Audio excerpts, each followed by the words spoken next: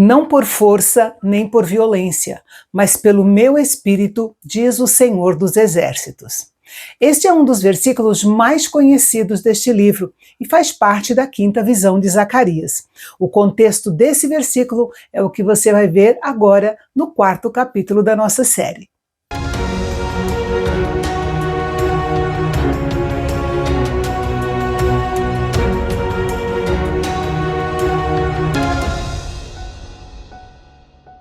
Esse capítulo se concentra na pessoa de Zorobabel, o governador responsável por administrar os assuntos públicos do povo de Judá.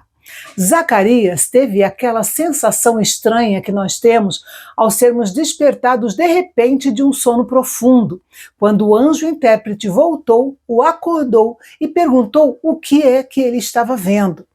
O profeta passou a descrever o candelabro de ouro que estava vendo e todos os detalhes em volta dele. Como Zacarias e o seu povo estavam em Jerusalém para reconstruir o templo, fazia sentido que Deus falasse com eles por meio de imagens relacionadas ao templo. No entanto, o candelabro que Zacarias viu era totalmente diferente daquele que havia no templo. 2 oliveiras abasteciam as 7 lâmpadas com azeite dourado através de 7 tubos de ouro.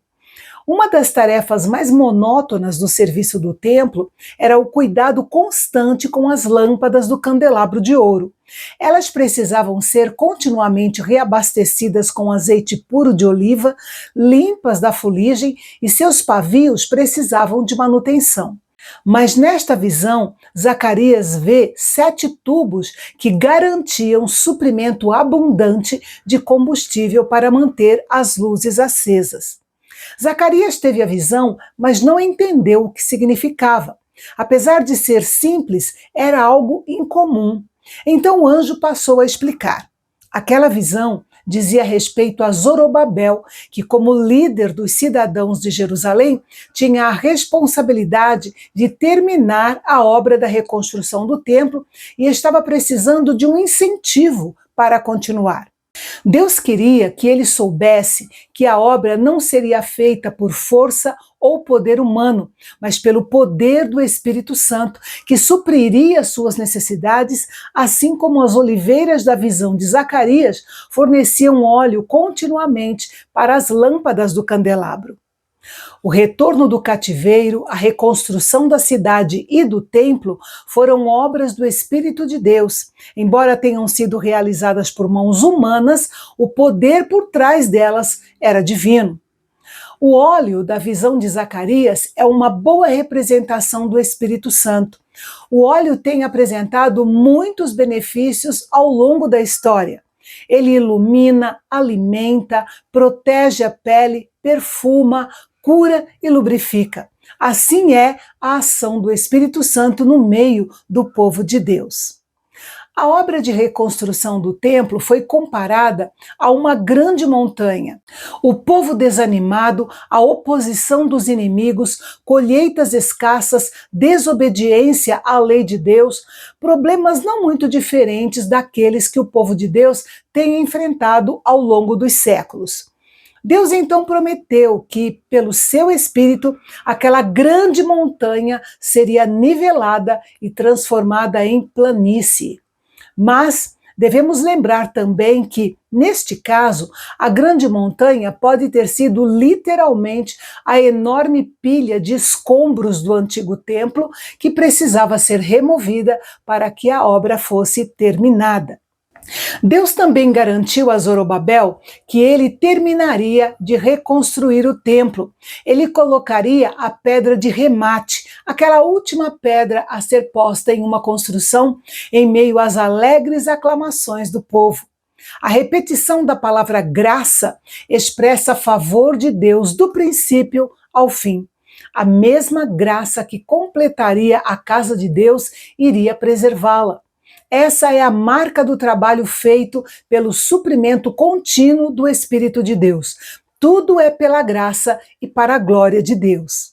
O versículo 10 nos adverte a não desprezar o dia das coisas pequenas ou dos humildes começos, porque Deus sempre tem um propósito maravilhoso, ainda que seja difícil de entender.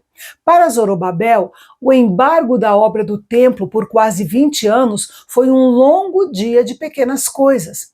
Para muitos dos obreiros escolhidos por Deus, ele permite um período poderoso de pequenas coisas. Esses dias não são um erro, nem são castigo, são dias de formação e de preparação muito importantes para os dias que virão.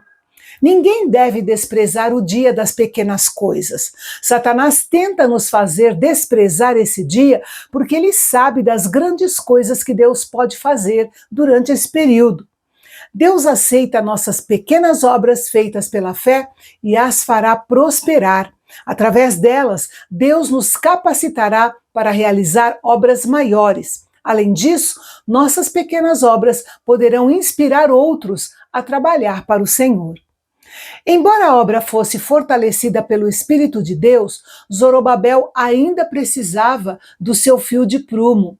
Ele ainda precisava trabalhar. O que Deus tinha a fazer na vida de Zorobabel era tão importante quanto a sua obra por meio de Zorobabel. Enquanto ele estava trabalhando, os olhos do Senhor estavam observando o povo e monitorando as nações da terra. A expressão aqueles 7 olhos do versículo 10 nos remete ao capítulo 3 e significa a sua onisciência.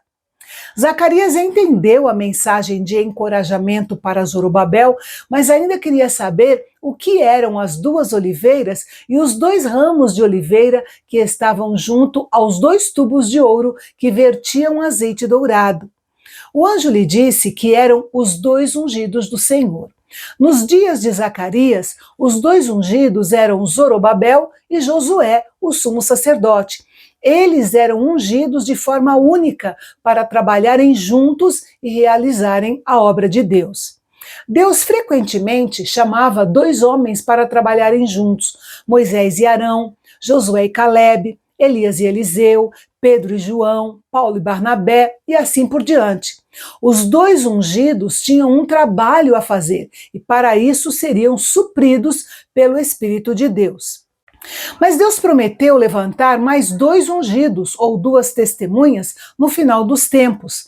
Eles são descritos como as 2 oliveiras e os 2 candelabros que estão diante do Deus de toda a terra.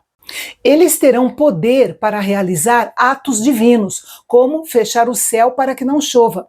E a passagem indica que se alguém tentar prejudicá-las, fogo sairá das suas bocas para destruir os inimigos. Note que o óleo saía das árvores.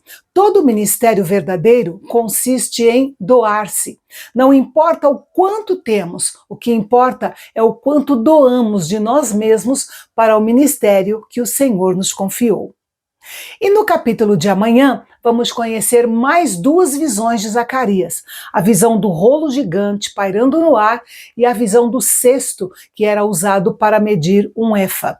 Os detalhes dessas visões você confere comigo amanhã, aqui no Canal Bendito, o nosso canal de Fala Fácil. Até lá!